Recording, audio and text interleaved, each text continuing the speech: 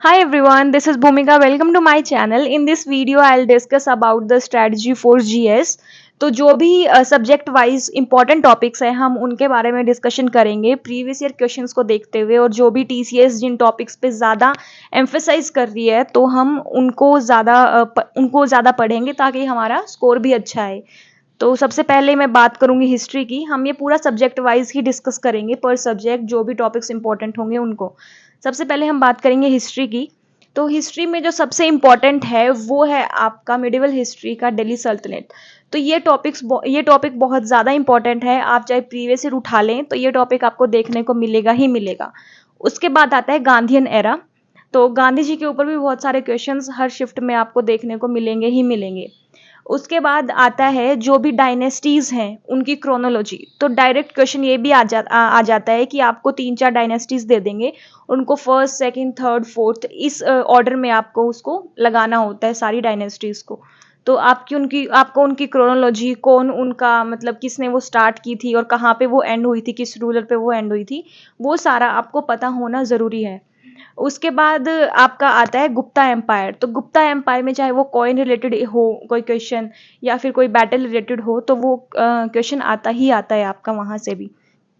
उसके बाद आपका जो ये खिलजी डायनेस्टी है, तुगलक डायनेस्टी है, सैयद डायनेस्टी है, तो इनके बारे में भी आपको थोड़ा थोड़ा पढ़ना ही पड़ेगा कि किस रूलर ने क्या बनवाया था और वो पर्टिकुलर रूलर क्यों इंपॉर्टेंट है। के बाद आता है कि कौन सी बैटल कौन से ईयर में हुई थी, और जो इंडियन नेशनल मूवमेंट्स जो हैं वो कब हुए थे, कौन गवर्नर जनरल था जिसके रेन में वो हुआ था।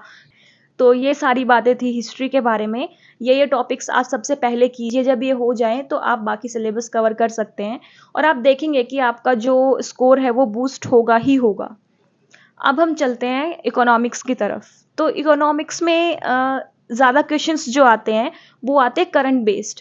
तो आपको पढ़नी ज़रूरी है, माइक्रो लेवल इकोनॉमिक्स पढ़नी ज़रूरी है, बट उसमें आप ज़्यादा फोकस कीजिए करंट अफेयर्स पे, क्योंकि जो भी जैसे कि आरबीआई जो भी गाइडलाइंस इशू करता है या फिर किसी भी चीज़ का रेट जैसे रेपो रेट है वो घटता है बढ़ता है तो उस पे ही क्वेश्चंस आते हैं, बजट से क्वेश्चंस आते हैं, इकोनॉमिक सर्वे से आते हैं। तो ये करंट बेस्ड ज़्यादा है। तो आप स्टैटिक इकोनॉमिक्स ना पढ़ते हुए, या फिर मतलब वो कवर तो करनी पड़ेगी बट उस पे ज़्यादा फोकस ना करते हुए करंट अफेयर्स पे अगर ज़्यादा फोकस करेंगे तो वो आपका पार्ट अच्छे से होगा। फिर हम आते हैं पॉलिटी पे। तो पॉलिटी पूरी ही इंपॉर्टेंट है। पॉलिटी में ऐसा कुछ भी नहीं है कि मैं आपको एक आधा कोई टॉपिक बता दूं और वो आप वो कर ले और मार्क्स आ जाएं, ऐसा बिल्कुल भी नहीं है। उसमें चाहे शेड्यूल्स हों, आर्टिकल्स हों, सब कुछ ही इंपॉर्टेंट है। पावर रिलेटेड हो या फिर आपका फंडामेंटल राइट्स, ड्यूटीज, सब कुछ ही इंपॉर्टेंट है। कौन सा फंडामेंटल राइट कौन सी कंट्री से लिया है, तो ऐसे सब कुछ इंपॉर्टेंट है उसमें। अब हम आते हैं ज्योग्राफी पे। तो ज्योग्राफी में आपको जो पासिस हैं, माउंटेन रेंजेस हैं, माउंटेन पीक्स हैं, रिवर्स हैं, लेक्स हैं, इन सबको कवर करना बहुत ज़्यादा ज़रूरी है। और आपके जो भी करंट में नए अगर कोई बायोस्फीयर रिजर्व्स आए हैं, कोई टाइगर रिजर्व आया है, तो इन सब चीज़ों को आपको कवर करना बहुत ज़्यादा ज़रूरी हो जाता है। और आपका एक सोलर सिस्टम, तो सोलर सिस्टम को भी कवर कीजिएगा। और एक आपका टॉपिक होता है चीफ क्रॉप प्रोड्यूसर्स। तो कौन सी स्टेट में कौन सी क्रॉप ज़्यादा होती है, इससे भी काफ़ी क्वेश्चंस मतलब देखे जाते हैं। हर एग्जाम में किसी ना किसी शिफ्ट में आ ही जाता है क्वेश्चन। फिर है आपके प्लेन्स, डेजर्ट्स। तो ये सारे ये सारे आप टॉपिक्स जो है वो कवर कर सकते हैं। तो ये था ज्योग्राफी के बारे में। अब हम मूव करते हैं इंडियन कल्चर की तरफ। तो इंडियन कल्चर में आप लोगों ने देखा ही होगा प्रीवियस ट्रेंड जो था, तो उसमें जो डांस फॉर्म्स हैं, फोक डांसेस जितने भी हैं और फेस्टिवल्स हैं, फेयर्स हैं, तो ये सारी चीज़ें इंपॉर्टेंट हो जाती हैं। पेंटिंग्स हैं। तो ये चार पांच टॉपिक्स आप अच्छे से कवर कर सकते हैं। उसके बाद आता है साइंस, जो कि टीसीएस का अभी फिलहाल मोस्ट फेवरेट टॉपिक बना हुआ है और मोस्ट फेवरेट सब्जेक्ट बना हुआ है। तो साइंस से काफ़ी क्वेश्चंस आते हैं। सबसे पहले आपको कवर करना है डिस्कवरीज और इन्वेंशंस। फिजिक्स, केमिस्ट्री, बायो सब में ही आपको ये कवर करना है। उसके बाद आपको कवर करना है केमिकल फॉर्मूला, जो कंपाउंड्स होते हैं केमिस्ट्री में, उसके जो केमिकल फॉर्मूलाज हैं वो आपको कवर करने हैं। फिर है फिजिक्स में जो फॉर्मूला आते हैं, जैसे ओम्स लॉ है, लास्ट टाइम क्वेश्चन आया था डायरेक्ट उस पे। रजिस्टिविटी पे डायरेक्ट क्वेश्चन आया था लास्ट टाइम कि वो लास्ट टाइम मतलब अभी जो सीजीएल मेंस था उसमें, कि रजिस्टिविटी आपकी किन किन चीज़ों पे डिपेंड करती है। तो ये डायरेक्ट क्वेश्चन आ जाते हैं फिजिकल फॉर्मूला से भी।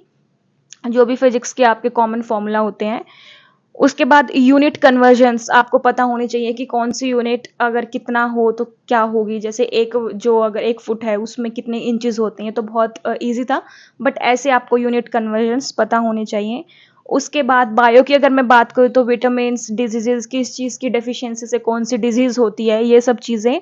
और प्लांट सेल और एनिमल सेल के बीच में जो डिफरेंस होता है वो, उसमें क्या होगा कि आपके जितनी भी चीज़ें आती हैं प्लांट सेल, एनिमल सेल में, वो सारी कवर हो जाएंगी, सबके फंक्शंस आपको अच्छे से पता चल जाएंगे।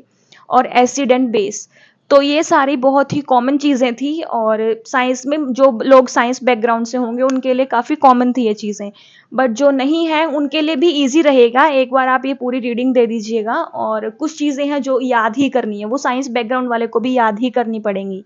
तो ये सारे टॉपिक्स थे, और पूरा मैंने इसमें जीएस का बताया है आप लोगों को, प्लस करंट अफेयर्स। तो करंट अफेयर्स आप बिल्कुल एंड के लिए रखिए। सबसे पहले आप अपना स्टैटिक जीके कवर कीजिए, जो भी टॉपिक्स बताए हैं इनको अच्छे से कीजिए। ये हो जाते हैं, प्लस करंट अफेयर हो जाता है, प्लस आपका लग के जो चीज़ आपने पढ़ी है वो बाद में एग्जाम में आई है या नहीं आई, ये सारी चीज़ें अगर साथ आई तो ज़रूर आप करेंगे ही करेंगे अच्छा स्कोर। और भी अगर कोई डाउट है तो आप नीचे कमेंट सेक्शन में पूछ सकते हैं। I will be very happy to answer that. And thank you so much for watching this video. Bye.